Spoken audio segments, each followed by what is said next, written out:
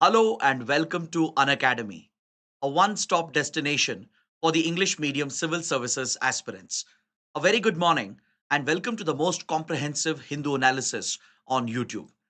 So let's begin the discussion by looking at the topics that we are going to discuss. From the Delhi edition of the Hindu, I have chosen 8 important articles. So let's analyze them in complete detail so that you don't have to go back and read the newspaper again. Now, before we start, I have a very important announcement.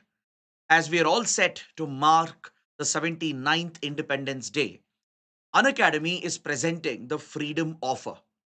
This is a great opportunity for those who are planning to prepare for 2026 and beyond to enroll for our online classroom program. This will give you access to the live and recorded lectures along with the study material and as well as the test series, mentorship, and doubt resolution sessions. So right now, Unacademy is providing this course at the lowest price at 17,999 with up to 12 months of free extension. On the subscription page, you might see a different price, but to avail the offer, you have to enter the code IAS English. So those interested can click on the link provided in the video description below and enter the code IAS English to avail this discounted offer. And if you want the PDF of this session, please scan the QR code on the screen and join my Telegram channel. After the session ends, I'll be sharing the detailed PDF over here. So let's get started and look at the first article.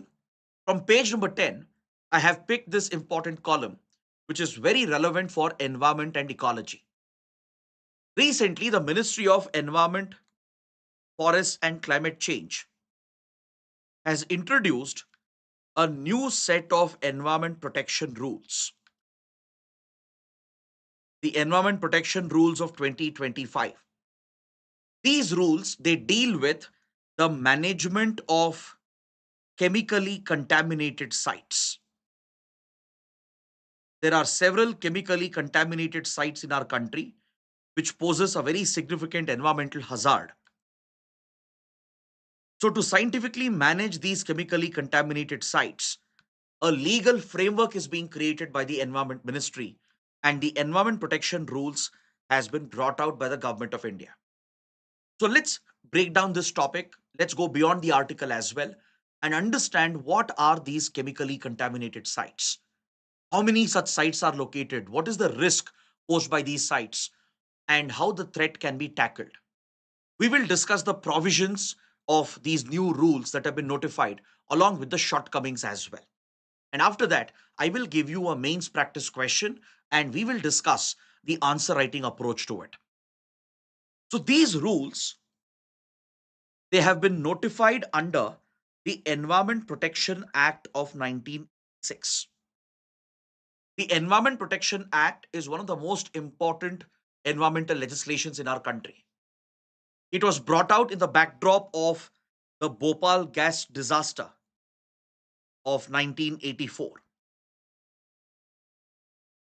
Because following the Bhopal gas tragedy, the government would realize that we didn't have sufficient legal frameworks to deal with such industrial accidents and such environmental contamination, where the polluter could be held responsible.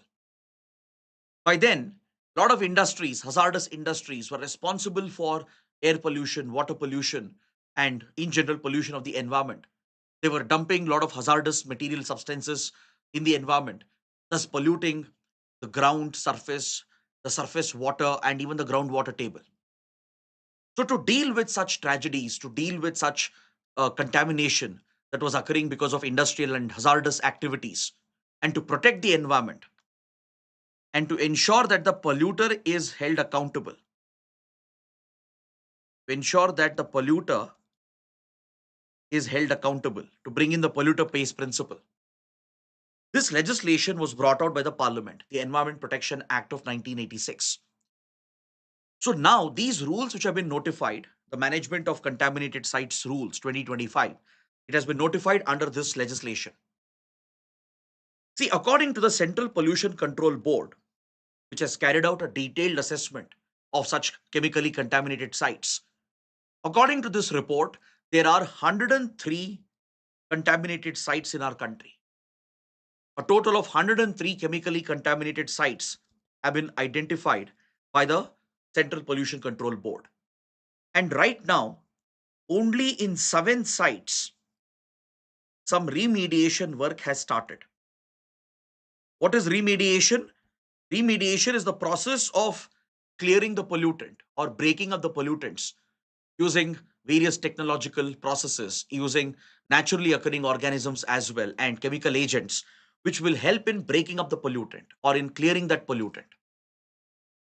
So, out of the 103 contaminated sites present in our country, remediation work has started only in 7 sites. Now, these contaminated sites pose a very, very big risk for the environment, for human health, and as well as for biodiversity of the region. Even animals and birds could be severely affected through such chemically contaminated sites. So, this poses a big risk for the soil itself, as the hazardous chemicals could leach into the soil. It could contaminate the surface water, the water bodies present nearby. Lakes, ponds, and rivers and wetlands could get polluted, and the contamination could even reach the groundwater table. So, this poses a significant public health risk as well. That is why it is important to identify these sites, contain them, and start remediation process immediately so that the pollutants can be broken up and it can be managed in a scientific manner. That is why a framework was necessary, a legal framework was needed. So now let's understand what other efforts has the government undertaken over the years to deal with such chemically contaminated sites. See, these sites are mainly present because of industrial activity. Hazardous industries would have dumped hazardous chemicals. There could be these dump sites or waste management sites where the hazardous chemicals have been left behind. Usually, what happens? The one who was responsible for this pollution, either those companies or factories would have shut down, they would have closed down their operations, or they don't have the financial capacity to bear the cost of remediation. That is the reason why the government has to step in. The government has to create a framework to ensure that these contaminated sites are managed scientifically. So, back in 2010, the government of India started a capacity building program. It was again the Environment Ministry, which is the nodal ministry for such issues. The Environment Ministry, along with the Central Pollution Control Board, they started a capacity building program under the Industrial Pollution Management Project. The idea was to implement a national program for remediation of all polluted sites in the country. So, under this program, the Environment Ministry was focusing on three basic steps. In order to roll out a national program for remediation of polluted sites under the Industrial Pollution Management Program, three steps were prioritized. Step number one, identification of the contaminated sites. Creating an inventory, a database of these contaminated sites that are present with specific locations and the type of hazardous chemicals that are found and pollutants that are found at the contaminated site. So, a clear inventory, a well organized scientific database which will identify the sites and list out all the hazards that are present. That is step number one. Step number two was to create a guidance document to take up assessment of the site and start the remediation process.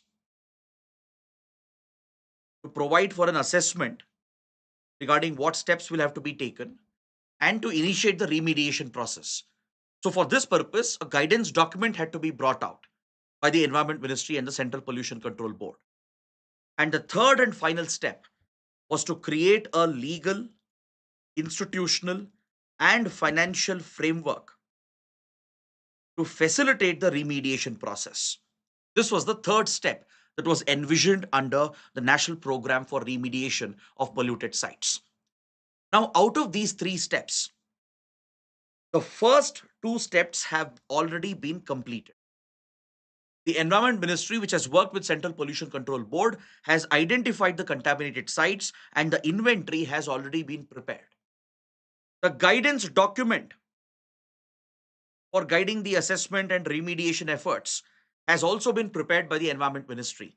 So step 1 and 2 are complete. So what was missing was step number 3, the legal, institutional, financial framework was missing. So that is the reason why these new rules have been brought out. The Environment Protection Rules of 2025 provides for the legal framework and identifies the institutions that are responsible and creates a financial framework as well to implement the remediation process. Is that clear? So the third step of this national program is now being fulfilled by the government by introducing a legal framework through these rules. And these rules provide for the institutional financial framework as well that will help in implementing the remediation efforts. Now, let me take you through the key provisions of these rules. So, please pay attention to this. Make a note of the key points here, and we'll discuss some of the shortcomings as well. And that should be more than sufficient. Now, if you go through these rules that were notified, the district administration has been identified as the nodal authority to submit half yearly reports regarding the presence of contaminated sites. At the district level, the district administration, which is headed by the district collector or the deputy commissioner or the district magistrate, this institution would submit a half yearly report to the Environment Ministry every 6 months. If they suspect any such contaminated sites to be present within the jurisdiction of the district, they will submit a half yearly report trying to point out that this could be a suspected contaminated site. So, based on these findings, a state level board or a reference organization is set up. This would consist of a panel of experts. At the state level, a state board or a reference organization is created according to the new rules. It would be basically a panel of experts who have expertise in managing industrial waste, who have expertise in dealing with hazardous contaminated sites. So, this panel will determine within 90 days whether the site is contaminated or not. They are given a strict deadline of 3 months to carry out a preliminary assessment and identify whether the site is contaminated or not. Once this is done, another 3 months is provided for a detailed survey to be taken up as to what sort of chemicals and hazardous materials are present and what steps can be taken to remediate them. So, proper assessment is taken up with a remediation plan which is worked out in another 3 months. And then the final report is submitted listing out the hazardous chemicals that are found at the contaminated site. See, Environment Ministry has already identified 189 hazardous chemicals under the Hazardous Waste Management Rules of 2016. Back in 2016 itself, Environment Ministry had brought out the Hazardous Waste Management Rules, which specifies the 189 chemicals which are seen as dangerous, which are hazardous for the environment. So, if any of these chemicals are found, as per the final survey which is carried out, this list is prepared and a detailed plan is submitted to the Environment Ministry and the concerned stakeholders. So, if the site is well within the safe limits, then as per the new rules, appropriate remediation efforts are started.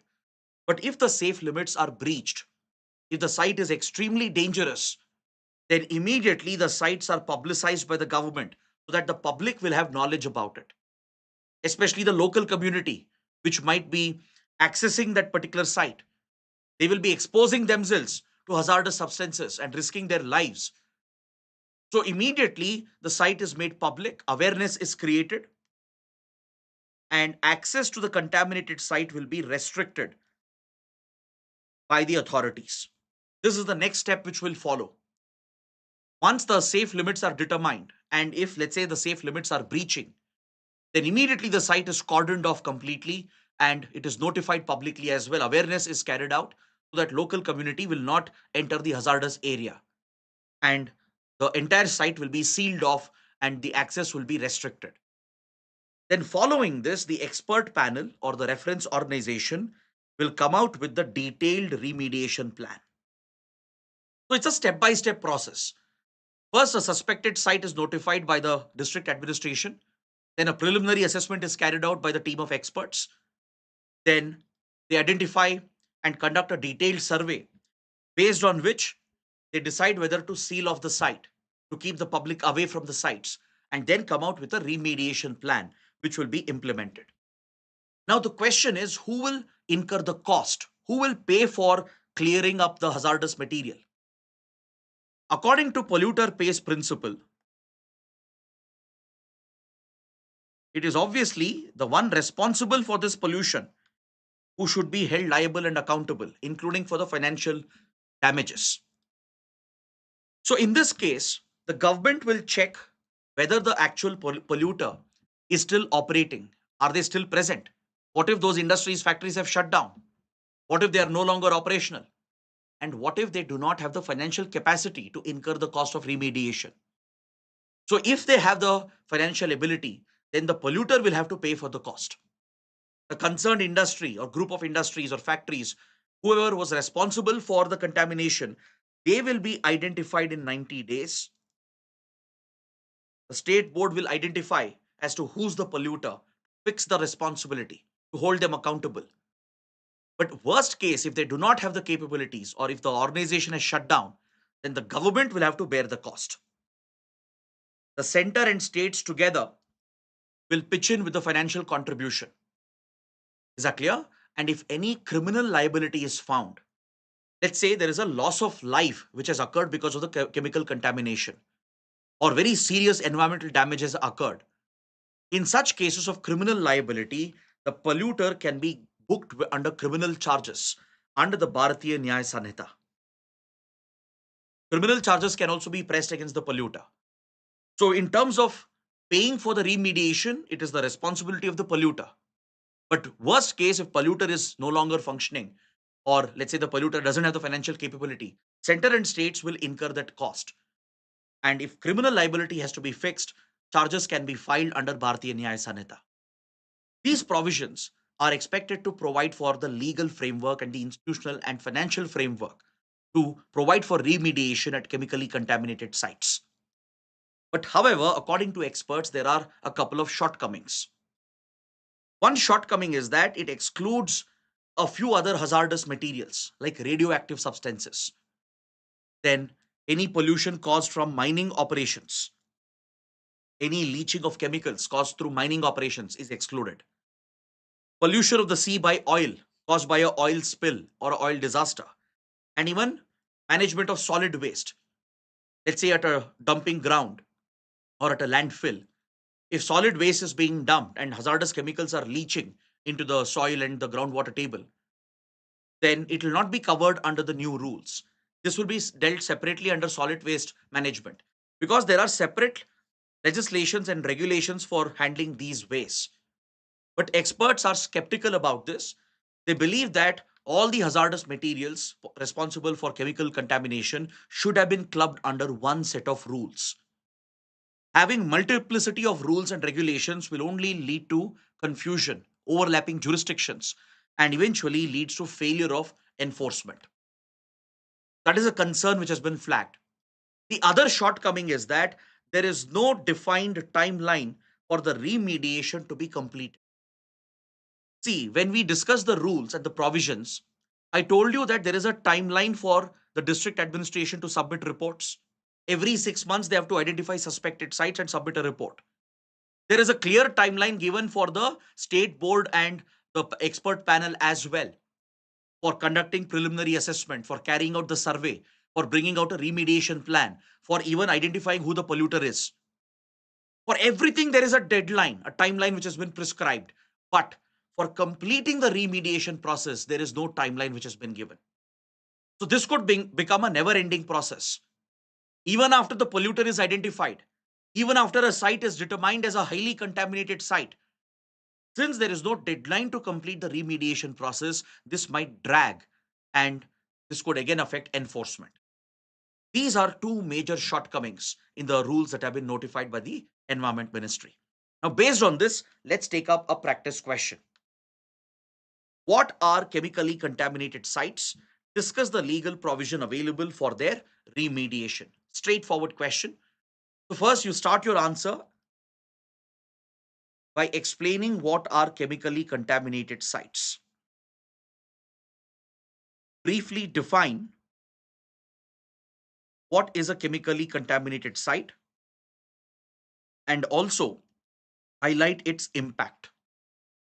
You can point out that any industrial site where industrial operations were being carried out, or any dumping ground where waste was being processed and handled, there is a high likelihood of hazardous chemicals leaching into the environment. This could contaminate the top layer of the soil, it could contaminate the groundwater table, contaminate surface water, and this is a major risk, not just for the environment and ecosystem, but for human health as well. So, in one small paragraph, you can briefly define what are chemically contaminated sites and what is its impact. Then, in the body, discuss about the number of chemically contaminated sites in our country. Point out that the Central Pollution Control Board has identified 103 such contaminated sites, and there could be many more. So, it's important to identify them, prepare a plan, and implement the remediation efforts. So, here you talk about the previous efforts that have been undertaken. Discuss the capacity building program, which I mentioned, to bring out a national remediation plan for contaminated sites. Under the Industrial Pollution Management Program, Environment Ministry has tried implementing three steps. Three steps, which is to identify the sites and create an inventory, and to develop a guidance document for remediation, and finally to create a legal institutional financial framework. So here you can mention that two of the steps have been achieved and one step was remaining, which is the legal mechanism that could define the institutional and financial framework. This was missing. So now in 2025, these rules have been notified. Then talk about the environment protection rules for management of chemically contaminated sites. Discuss the key provisions. See, you don't have to discuss each and every provision. Bring out the key provisions, the key stakeholders, talk about the timelines and how the responsibility is fixed. So reserve the last part of the body for talking about the provisions of the new rules that have been notified. In the first half of the body, you'll talk about the number of sites present, what efforts have been taken previously, and in the second half of the body, you'll discuss the new rules and its provisions, and conclude the answer by pointing out the shortcomings. You can praise the effort of the government to make it a little optimistic. You can point out that government has taken these efforts, that these rules will go a long way in managing the chemically contaminated sites. But however, there are few shortcomings which need to be addressed. A deadline has to be prescribed, and all hazardous waste which can cause chemical contamination should be brought under same set of rules. So that could be a suggestion as well from your end. Highlight the shortcomings and suggest a way forward. That will complete your answer. So please use what we have discussed as a reference and try to practice your answer writing. Now let's move on to the next article. On page number 8, the Hindu carries an editorial on the language policy in our education system and the controversy that has been triggered because of the politicization of this sensitive issue.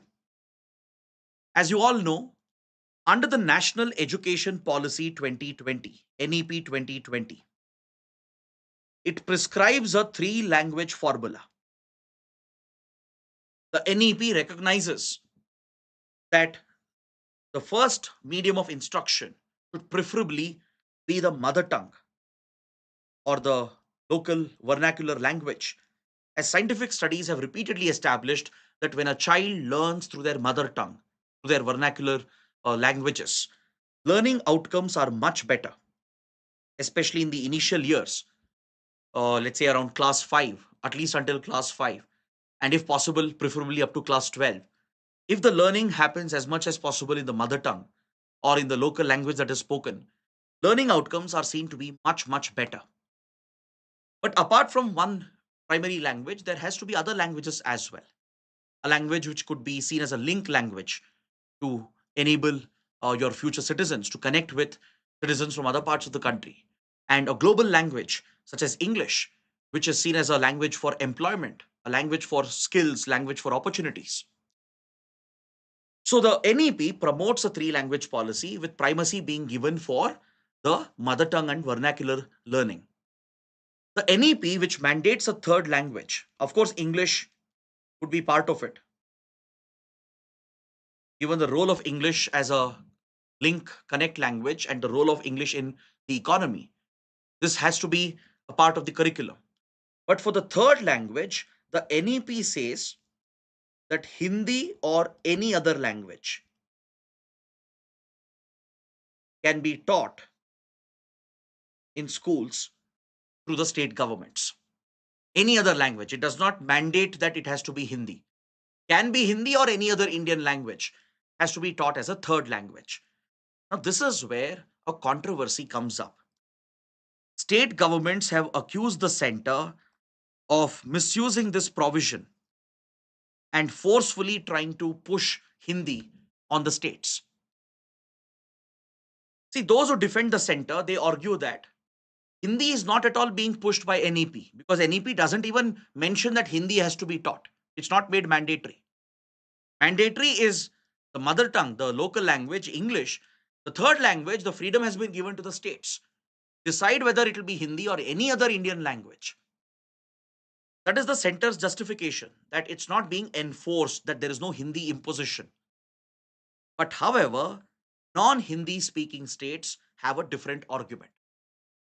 In states like Tamil Nadu, Karnataka, Maharashtra, and others, they've all pointed out that this provision of NEP, the third language provision, is highly problematic because other than Hindi, it's almost impractical for them to consider any other language.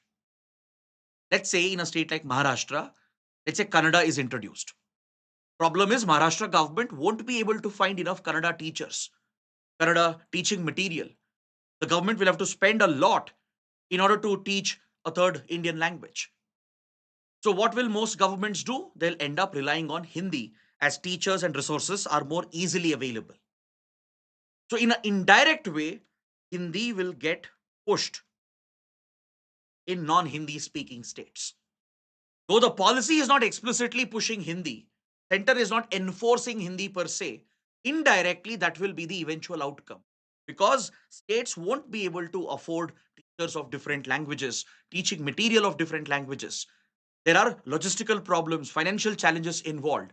So Hindi would become the preferred option, leading to promotion of Hindi as the third language. Now, even this is not a problem. Because even before NEP, many states already had a three language formula. You take states like Karnataka. Karnataka for many years has followed a three language formula where apart from Kannada, English and Hindi have been taught in schools. There are other states as well which have followed this policy. So learning Hindi or learning any other Indian language has never been a problem per se. But the problem arises when it is seen as a imposition, when it is seen as a political project of the center to enforce Hindi domination on non-Hindi speaking states through an indirect route. The state government of Tamil Nadu is one of the most vocal when it comes to opposing the three language formula. Tamil Nadu has always followed a two language formula. Tamil Nadu has pointed out that the center has withheld the release of 2,100 crore rupees in funds just because Tamil Nadu is not fully compliant with the goals of national education policy. Because Tamil Nadu opposes the three language formula because of these constraints, and the center has essentially been blackmailing the state government of Tamil Nadu. It's been arm twisting the state government. It has withheld the release of the funds, substantial funds, 2,100 crores. And Tamil Nadu is trying to fight for it. It has even approached the Supreme Court to get this fund released. And the center essentially is indirectly making it a condition that unless and until you follow all the provisions of NEP, we will not release these funds which are due. Center will say, look, we are not imposing Hindi at all. NEP doesn't say Hindi is mandatory. You can teach any other Indian language. But problem is, in a non-Hindi speaking state like Tamil Nadu, teaching other Indian languages would be financially, logistically unviable. The only option they'll be left with is to teach Hindi. And since this is being forcefully done in a way, it appears as if it's being imposed. It appears as if it's a political project to establish Hindi domination on non-Hindi speaking population. This faces a lot of resistance. The resistance comes up because it is being seen as a political project. The attempt to create a one language for the entire nation, right, to create that sort of homogeneity, is what creates problems in a diverse nation like India. And this is not unfounded. You have Union Home Minister Amit Shah making controversial statements that Hindi should be uh, pushed across the country as a unifying language, and those who speak English should be ashamed of themselves. These are the statements made by Union Home Minister Amit Shah. Many other senior members of the ruling party at the center have often given such a push. That is where the concern comes up. And state governments are rebelling against this. Now, for example, Tamil Nadu and Karnataka have now come out with their own state education policy. If you look at Tamil Nadu's state education policy, it follows some principles of NEP, but however, when it comes to the language formula, it is completely departing from NEP. NEP is recommending three language formula, whereas Tamil Nadu's state education policy continues the two language formula that Tamil Nadu has always followed. Karnataka has set up a committee which has recommended changes to the state education policy. Karnataka is also abiding by almost all the goals and principles of NEP, but it is switching from three language to a two language formula.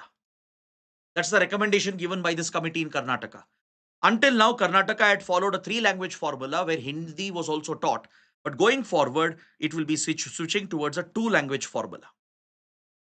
Now, the point here is a language like English, the mother tongue, even a language like Hindi, they are indispensable.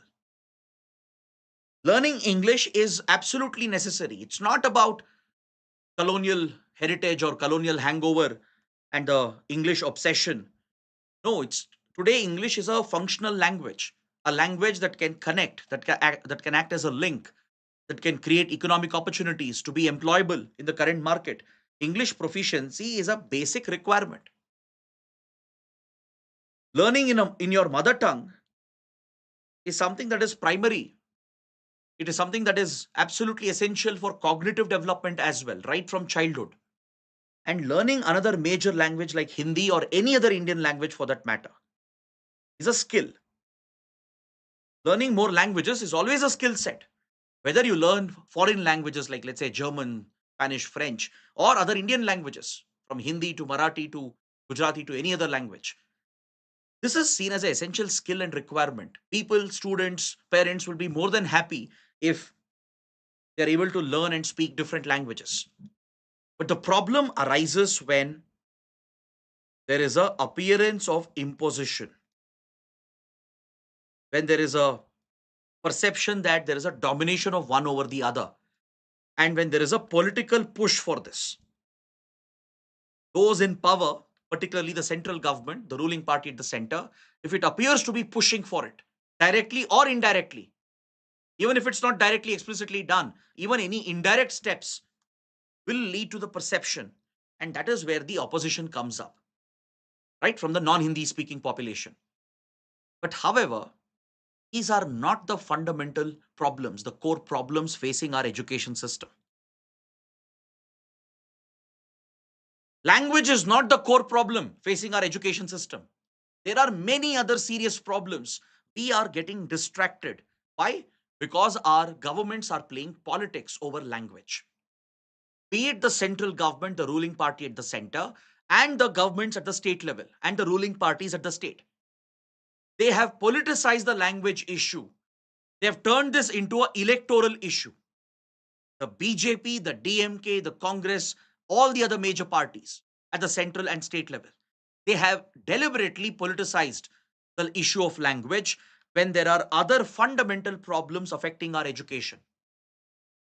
For example, is the government spending enough on public education? What percentage of our GDP is being spent on education? Have we really increased the budgetary allocation for education? Shouldn't governments be focused on improving public schools, the infrastructure available in public schools, from the classrooms and the buildings to toilets to computers and power and water? Shouldn't they be focusing on providing better teachers, providing a better curriculum? Shouldn't they focus more on learning outcomes rather than on the unnecessary issue of language? Either ways, most students will end up picking up two to three languages in most of the states. As I told you, many states have been following a three language formula from a long time without the need for imposing it. But the moment it appears to be a political project, the moment it appears that a national domination is being created over other minority languages, that is where the opposition resistance comes up, and political parties will run with this narrative, both at the state level and the central level, to politicize the issue, because this is an electoral issue for them. It's a way through which they can polarize the voters and garner votes. But ask yourself, is your government, be it your central government or your state governments, are they addressing the root problems in education? Are they spending enough on public schools? Are they providing the right facilities and infrastructure? Are they providing the right curriculum to our children? What is the learning outcome? Because surveys have shown, the ASER survey is honestly very shocking. Students in class 5 can't even read one paragraph, be it in English or in their mother tongue. Students in class 8, class 12, they're not able to solve class 5 level arithmetic problems and basic mathematical problems. Instead of focusing on these fundamental issues, our governments are obsessed with the issue of language. This is the distraction which is essentially affecting education in our country. That is what the editorial is trying to highlight. See, first of all, there should be no sort of imposition when it comes to language. At the same time, government should prioritize the core problems in education. Language is not the only problem. So this is what we take away from this article. And please take up this practice question. The political obsession with language is a diversion from the needs of school education. Critically examine. Yes, language is an important issue, but that should not be the only obsession of governments. Today, central state governments have become obsessed with how many languages to be taught, which language to be taught, as if that is the only problem affecting our school children. There are basic problems. Our students are not learning basic reading skills, numeracy skills. They're lacking in basic mathematical skills. Instead of focusing on that, providing better teacher training, better infrastructure, governments are obsessed with the issue of language. So take up this question for your answer writing practice and express your views, your thoughts. Don't appear to take sides. Don't side with Hindi or other non-Hindi speaking population. Don't side with center or don't side with one particular state. Try to present a balanced viewpoint. Argue from both sides. You can say center is not pushing Hindi because NEP doesn't make Hindi mandatory. But states are saying, alleging that it's being indirectly pushed. States are alleging funds are being withheld if three language formula is not implemented. So bring out both the arguments and then highlight that language obsession is largely political in nature. Governments have to move away from this because there are basic problems in our school education which we have not solved. Highlight those issues. What should be the priority instead? And suggest a way forward. Now let's look at another important editorial. This deals with the conflict in Gaza. The horror that Israel has inflicted in the Gaza Strip is being thoroughly examined in this editorial. See, recently, Israel's war cabinet has approved a highly controversial plan to completely occupy Gaza City. Also, occupying Gaza City would mean that Israeli defense forces will expand the conflict, particularly in the coastal areas of the Gaza enclave facing the Mediterranean Sea, because Gaza city is located towards the northern part of the enclave. So if they try to fully occupy this region from Gaza city to Khan Yunis, This entire region where Palestinian refugees are settled right now, those who are displaced by the conflict, they are primarily settled in this corridor towards the Mediterranean from Gaza City to Khan Yunis. It is in this stretch of Gaza Strip that most of the displaced Palestinians are settled right now. They have been uprooted from their homes.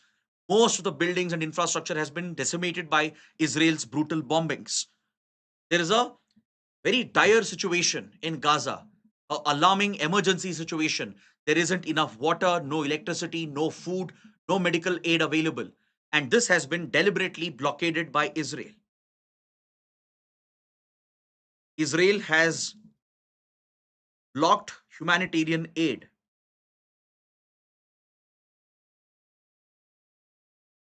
It has deliberately taken steps to disrupt the availability of water or target the humanitarian agencies and workers, aid workers who are providing aid and assistance. And those who are seeking aid, even they have been targeted. Fire has been opened against them, bombs have been dropped on them. Every day, hundreds of innocent Palestinians are being slaughtered. So, this is something that has alarmed the global community. Now, within the Israeli government of Netanyahu, there has been support from ultra radical Zionists to fully occupy Gaza as Israel had done back in 1967. During the Six-Day War, Israel had similarly occupied entire Gaza Strip from Egypt. It had taken Gaza from Egypt and brought it fully under its control and kept Gaza under its control until 2005, until the rise of Hamas. So during this period, when Gaza was under Israeli control, there were reports of brutal oppression of Palestinians by Israeli security agencies and Israeli authorities. So there is a fear of a repeat of such incidents, apart from the continued killings of Palestinians, which is happening on a massive scale. As of now, 60,000 Palestinians have been killed in this conflict. The numbers are simply staggering. And Israel is accused of engineering a famine as it is blocking the delivery of life saving food and medicines, which is against international law. It has led to a very dire situation where people are losing their lives because of extreme hunger. So, this is where Israel stands accused of committing a genocide. It's not simply accused of committing a genocide at ICJ.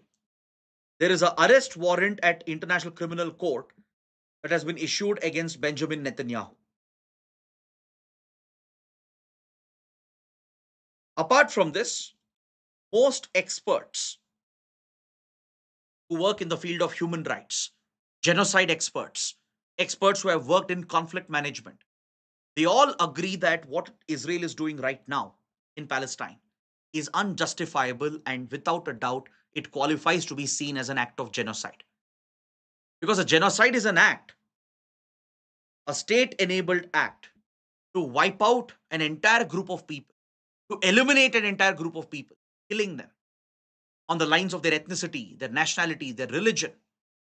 If attempts are made to deny basic necessities to them, if attempts are made to take away their children or prevent that community from reproducing, if attempts are made to kill and wipe out the entire population, all these acts collectively come under the definition of genocide. So most experts, legal experts across the world, they agree that what Israel is doing right now stands to be accounted as an act of genocide. That is the reason why even the closest partners of Israel are moving away from the country. Many leaders are even labeling Israel as a rogue state. A country like Germany, which had supplied weapons for Israel for 70 plus years, because Germany was always apologetic about the Holocaust, the Nazi genocide against the Jews during Second World War. Since then, Germany had been a supporter of Israel and it had been a primary weapon supplier. After the United States, Germany was always the biggest supplier. So now Germany also is turning around. It has stopped the supply of weapons for the first time ever. And it has threatened Israel that if it doesn't stop the atrocities, that Germany will be going ahead and recognizing the Palestinian state.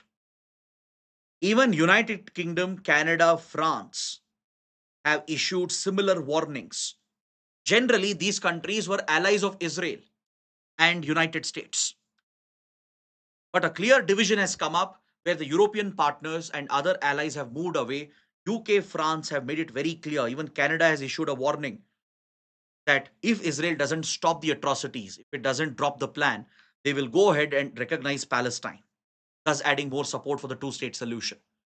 Some European countries have already recognized Palestine, countries like Spain and others.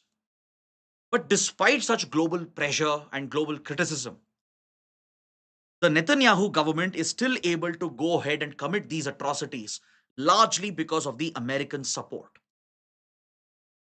The diplomatic, financial, and military support that US has always provided to Israel is what enables such atrocities to be committed. In fact, within Israel, there is strong opposition against the plan to occupy Gaza. Two former prime ministers have publicly come out against Netanyahu, opposing the government and the cabinet, the war cabinet, which has approved this plan. Several former chiefs of Israeli Defense Forces and Mossad and Shin Bet, the intelligence agencies of Israel, they have taken a stand against the occupation of Gaza. They have not only taken a stand on humanitarian grounds, but also on security grounds, because this will make the region more unstable. It will make Israel more vulnerable eventually.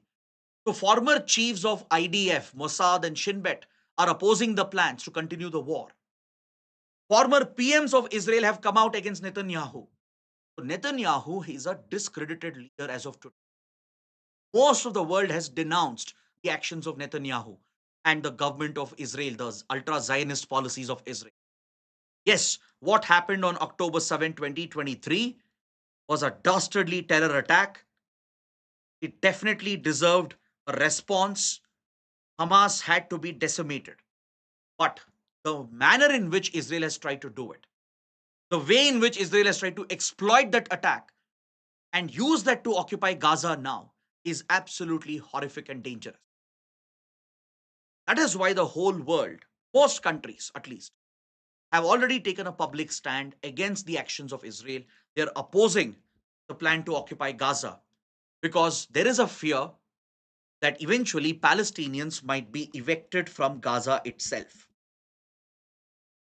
This is not just some conspiracy theory. Israeli leaders have publicly called for it. Netanyahu himself has repeatedly said Palestinians should be removed. Before he became the prime minister, right, several years ago, Benjamin Netanyahu would always publicly voice his opinion that Palestinians have no right to live in this territory. They should be evicted completely. Several ministers within the Netanyahu government, within the war cabinet, they have publicly stated recently, with support from the ultra Zionist elements, that Palestinians have to be removed. They have no right to exist in the Palestinian territory. Now, this is extremely alarming. That is why the editorial is urging the global community to bring more pressure, not just on Israel, but on United States.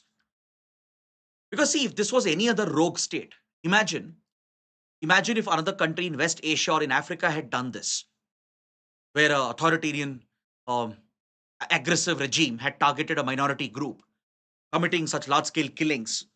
Imagine if 60,000 plus had been killed. That country would have been boycotted, hit with sanctions. A lot of international pressure would have mounted. And US would have taken the lead to bring that pressure on those countries. But US, the same US, it's a hypocritical power which has never raised its fingers against Israel. The same US which accuses Russia of war crimes, which targets Russia for the war in Ukraine, is completely blind to the suffering of Palestinians, which is carried out at the hands of the rogue state of Israel. So, this is where most European countries have taken a firm decision that they will break from US and Israel alliance. They will not hesitate to oppose Israel, and they have called out Netanyahu, and they are all set to declare Israel as essentially a violator of human rights. They're all set to recognize Palestine as well. So the global opinion is shifting. That's why the editorial is urging all countries to take a stand and bring pressure on US in particular. Because without American diplomatic, financial, military support, this Israeli war will not continue. India's position has been a little more nuanced. India has always maintained a more balanced position on this. We have always supported Palestine. In fact, India was one of the first countries to recognize Palestine. Since 1940s, 50s, we have backed the two-state plan, supporting the right of Palestine to exist as a country. And we have given formal recognition as well to Palestine. At the same time, we have balanced our ties with Israel, as Israel is a key defense, strategic, and security partner. We have often stopped voting against Israel. We abstain from votes accusing Israel of committing human right violations.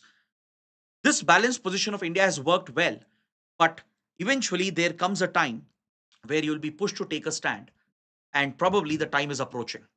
It would be interesting to see what India would do, what India would say, because if European countries also turn against Israel, then it would appear that India is siding with the actions of Israel. That is something we will look out for in the coming days. Next, on page 12, there's an important article related to India-ASEAN relations. See, India-ASEAN, they, they signed a trade in goods agreement back in 2009. Under the look east policy of India, as India sought closer economic ties and closer engagement with Southeast Asian countries. In 2009, under the then Manmohan Singh government, a free trade agreement was signed, the India-ASEAN FTA. Under the FTA, the ASEAN-India Trade in Goods Agreement was signed and brought into force. Later, we signed an agreement on services and investments as well. But this particular agreement on goods has caused a lot of concern for India, as it has led to a flood of cheap imports. The Southeast Asian countries, which are part of ASEAN, they have enormously benefited from the trade agreement. They have been able to gain tremendous market access into the Indian market. And in many key sectors, especially in agriculture and MSME sector, Southeast Asian goods have flooded the Indian market, and it has directly affected and threatened the very viability and survivability of India's domestic producers. Take, for example, how India's coconut industry, particularly in southern India, has taken a big hit because of the cheaper coconut products flooding from Thailand, Indonesia, and other Southeast Asian countries. Or take, for example, how coffee production in Karnataka has taken a massive hit because of cheaper coffee flooding from Vietnam into India. Then in electronics, automobiles, and various other small scale manufacturing industries, there is a flood of cheaper goods from Southeast Asia, which has directly affected the MSME sector in India. So, according to experts and according to the Modi government, this free trade agreement was not well negotiated by India. The then Manmohan Singh government had left certain gaps in the trade agreement, which has been exploited by the Southeast Asian countries. Without adequate protection for key sectors in India, it has led to a flood of cheaper imports that is threatening our domestic producers. Then, apart from that, this FTA has no rules of origin requirement. Now, when there is no rules of origin requirement, how will you know that goods being exported from Southeast Asian market to India was actually produced in Southeast Asian countries or not? This FTA is supposed to benefit only India and the Southeast Asian members. Only these 11 countries are part of it. The 10 ASEAN members and India are supposed to benefit from the trade agreement. But for that, you should have a rules of origin provision which mandates that only the goods produced in that particular territory will enjoy the benefits of the FTA. At least a certain percentage of value addition should have happened in that particular economy.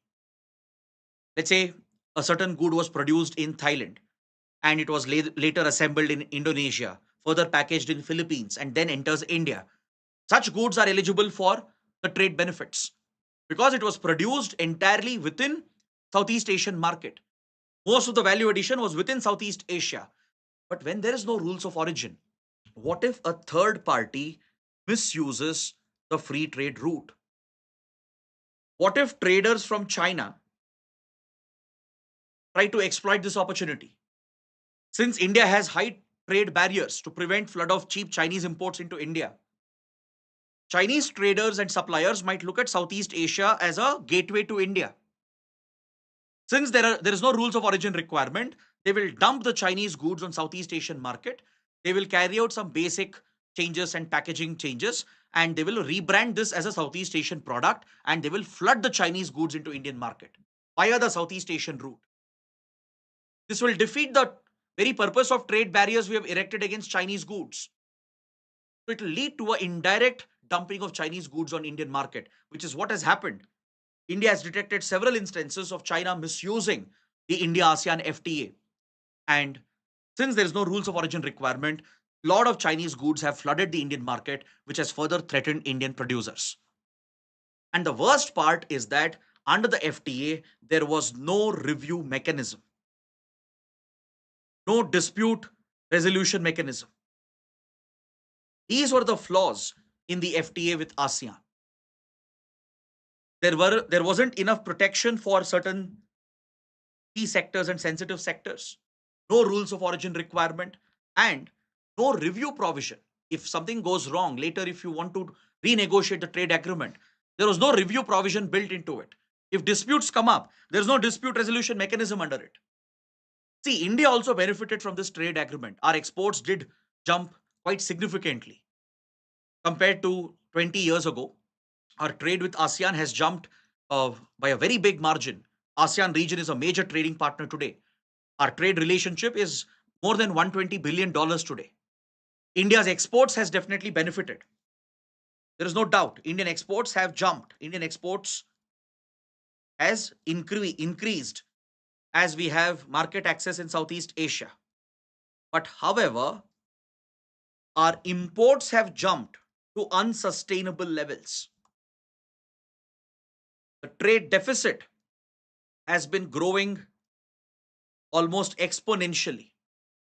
Let me give you the data. Back in 2017, the trade deficit between India and ASEAN was around $12 billion, approximately. That's what India owed when it comes to balance of payments. The trade deficit was against India, with $12 billion being owed from India. Today, the trade deficit has jumped to $45 billion in hardly 6-7 years. The trade deficit has ballooned to $45 billion, becoming unsustainable, and it has affected many key sectors and domestic producers in India. That is the reason why India has been pushing for renegotiation. We finally convinced ASEAN, and many rounds of talks have already taken place. Several rounds of talks have been held, and today a fresh round of negotiation has begun. So let's see what will happen.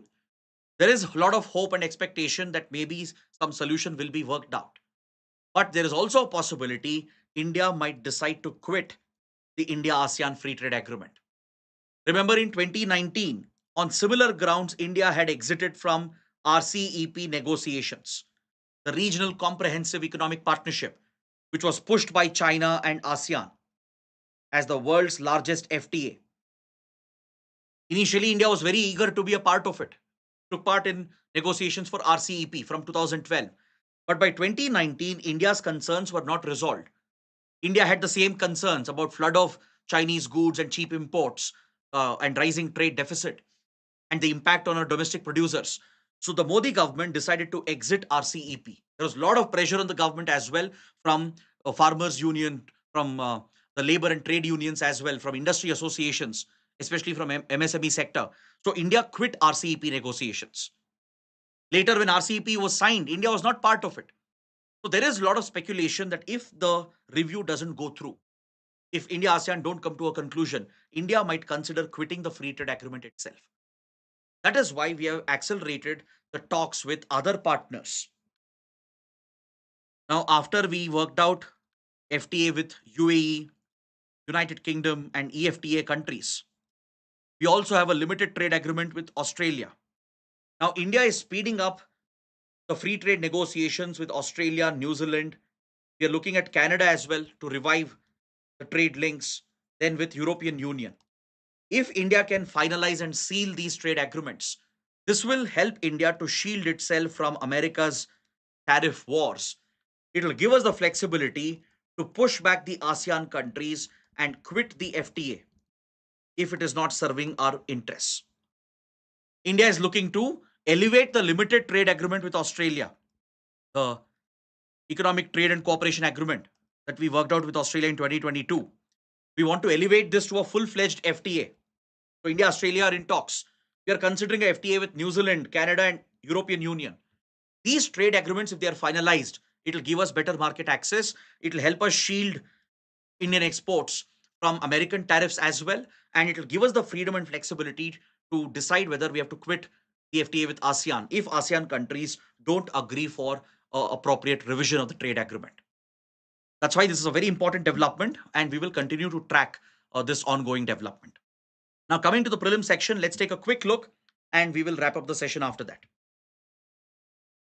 On the front page, there's an article related to the powers of Lieutenant Governor of Jammu and Kashmir. See, until 2019, J&K was a full-fledged state. But when Article 370 was revoked and the special status of J&K was essentially abrogated, this was followed by the reorganization of J&K into two union territories. And Jammu and Kashmir was turned into a union territory with a legislature, with an elected government of its own, similar to Delhi or Puducherry. Now, in this legislative assembly of the Union Territory of Jammu and Kashmir, there are 5 nominated seats which have been provided. There are 5 seats in the legislative assembly of the UT of J&K, where nominations can be provided for. And this was included in the 2019 Act. 2 seats have been reserved for women. If women are underrepresented in the assembly, 2 women members can be nominated, and the law says that the Lieutenant Governor will decide upon the nomination. In 2023, this act was amended to introduce 3 more nominated seats. 2 for Kashmiri migrants, primarily the Kashmiri Pandits, with 1 seat for a migrant woman, or it could even be for those from outside of J&K who have settled in J&K. But primarily it's for Kashmiri Pandits to give representation for Kashmiri migrants who were evicted from the region. And 2 seats are reserved for Kashmiri migrants, with 1 being given for women. And the other 1 seat which remains is for a representative from Pakistan occupied Jammu and Kashmir to help reiterate India's claims over POJK, that Pakistan has illegally occupied from India. These 5 are the nominated seats present. 2 seats for women to address underrepresentation of women, then 2 for Kashmiri migrants, 1 of which will be for a migrant woman, and 1 more seat for a representative from POJK. Now, this power to nominate these 5 members has been vested with the Lieutenant Governor. That's what the law says. The law passed by the Parliament says Lieutenant Governor has this authority. But if you look at state governments, for example, a governor is largely a nominal authority with no real executive power, right? The governor has very limited discretionary powers, and according to Article 163 of the Constitution, governor of a state is bound by the aid and advice of the Council of Ministers. When you have an elected state government, the governor is bound by the aid and advice of the Council of Ministers. Now, in the case of J&K, the question came up whether the Lieutenant Governor would be bound by the aid and advice of the elected Council of Ministers, or will Lieutenant Governor take the decision at his or her discretion? Because if you look at Delhi, which is a union territory, you look at the provisions of Article 239 AA. In the case of Delhi, where you have an elected government, Lieutenant Governor is required to act on the aid and advice of Council of Ministers, which is what the Constitution mandates for state governments as well. But however, except in matters where he is required by law to act at his discretion. Meaning, if there is a law giving a statutory right to the Lieutenant Governor to act in his discretion, then the governor is not bound by the aid and advice of the Council of Ministers in those particular matters. This is in the case of Delhi. Though the Lieutenant Governor is indeed bound by aid and advice of Council of Ministers in other matters, but if there is a law giving certain statutory rights as a discretionary power to the Lieutenant Governor, then Lieutenant Governor alone will exercise this as a discretionary power. In these matters, he or she would not be bound by the aid and advice of the Council of Ministers. The same question came up for consideration at the Jammu and Kashmir High Court. When it comes to these 5 nominated seats in J&K legislature, who will decide upon this? Will it be the discretion of Lieutenant Governor, or will it be the elected government, the Council of Ministers, who will advise the Lieutenant Governor? Is the governor bound by the aid and advice of the elected Council of Ministers? That was the question. So Jammu and Kashmir High Court raised this matter, and the Home Ministry is responsible for administering union territories, maintaining center-state relations, has replied back. And the Home Ministry has clearly pointed out that appointing the nominated members is a statutory role which has been assigned to the Lieutenant Governor. In this matter, Lieutenant Governor is not part of the state executive. You have to see him as distinct. The office of Lieutenant Governor should be seen as a distinct office in this matter and not as an extension of the J&K government. In all other matters, Lieutenant Governor is the head of the executive.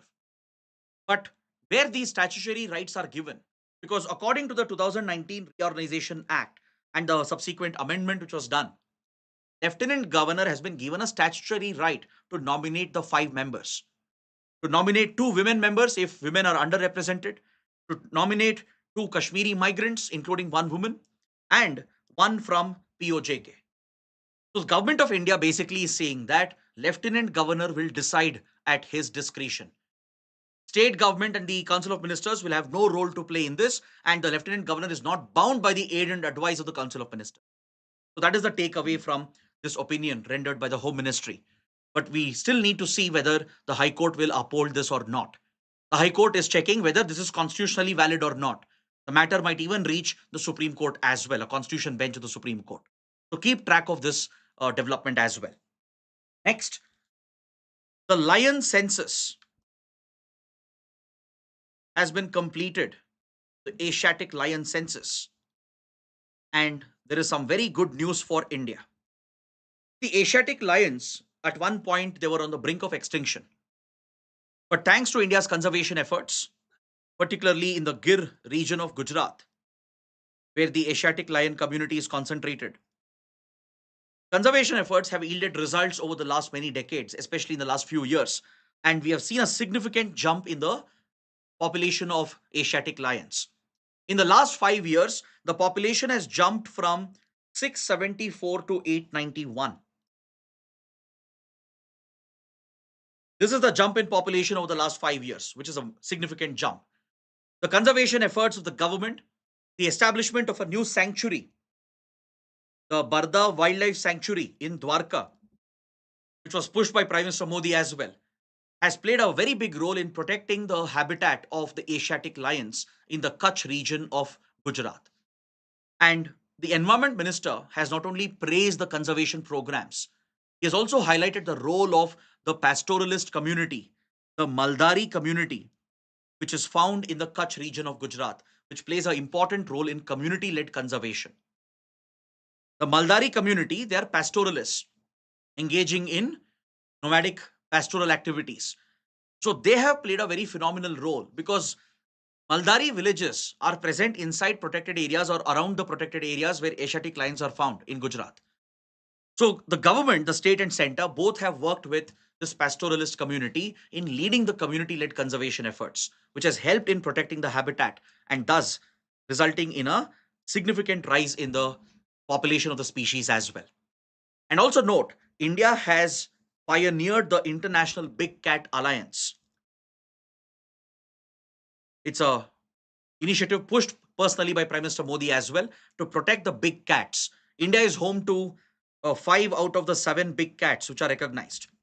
Except for jaguars and puma, India is home to all the other big cats. Tiger, lion, leopard, right? Snow leopards as well.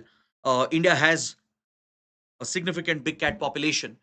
This global alliance pushed by India, the International Big Cat Alliance, has today got a lot of global support from many Asian, African, and South American countries, especially from Global South. and India has been leading those efforts. So the rise in Asiatic lion population is very positive news, not just for India's conservation efforts, but also for India's global image as we are leading the International Big Cat Alliance. Next, there are a couple of countries that are in news, couple of locations in news, and this is going to be important for your prelims because UPSC tends to focus on war zones, countries hit with famines, or countries affected by military coups. They're often given as map based questions or match the following type of questions are given. So, in Sudan, where a civil war has been raging from more than 2 years, large scale famine has hit the region. There is severe food crisis going on, and malnutrition has been claiming the lives of several people, including children, especially in the El Fasher region of Sudan. The civil war between the Sudanese armed forces in Sudan, there is a civil war going on between the Sudanese armed forces and the Rapid Support Forces, the RSF, which is a paramilitary force. It is alleged that United Arab Emirates is covertly sponsoring the RSF to fight against the Sudanese armed forces. As the UAE is a major player in Africa, and Sudan, don't forget, it faces the Red Sea. It has strategic access to Red Sea, which is a very vital trade route.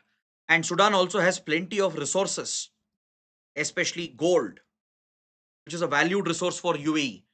And more importantly, the Sudanese armed forces have aligned with to radical jihadist terror outfits, which are seen as a threat by the UAE.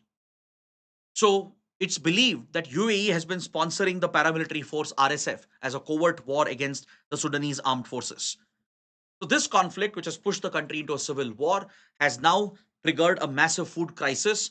Large famines are being reported in different parts of Sudan, and the malnutrition is leading to the death of people, including innocent children. So please make a note of El Fasher region in Sudan. Next, there is another African country from West Africa, which is in the news. The West African country of Mali. According to this news report, the military regime has taken action against around 2 dozen soldiers who were planning a coup to topple the military junta. See, recently, around 2 years ago, Mali had already witnessed a military coup. The military regime had taken over, establishing the rule of the military junta. The elected government had been toppled many years ago. You already have a military dictatorship ruling this West African nation. This country has been very badly affected by terrorism because there are terror groups linked with Al Qaeda and Islamic State, which are operating freely across the Sahel region of Africa. The Sahel region of Africa stretches from the Atlantic towards the Red Sea in the northern parts of Africa, covering countries like Mali, Mauritania, Niger. Sudan is also part of this region. So there are multiple countries in the Sahel region, and Mali is one of the worst affected by the terrorism found here, which is led by groups like Al Qaeda and Islamic State and their regional branches. So within the military regime, some of the rebels have tried carrying out another coup attempt, and it has been prevented by the military regime, and they have taken action against those soldiers who are involved in this coup attempt. So it's not a successful coup, but it's a coup attempt which was seen in a country where there is already a military regime present. So this is another development. So that's why Mali is in news. So please know where Mali is located. What is the Sahel region, and how Mali is affected by terrorism and political instability. So this should be more than sufficient. With this, we complete all the key topics in today's newspaper, and I hope you guys have understood everything. If you benefited from the session, please let me know through the comments. Don't forget to press the like button and do subscribe to our channel. Thanks for watching. We'll see you tomorrow.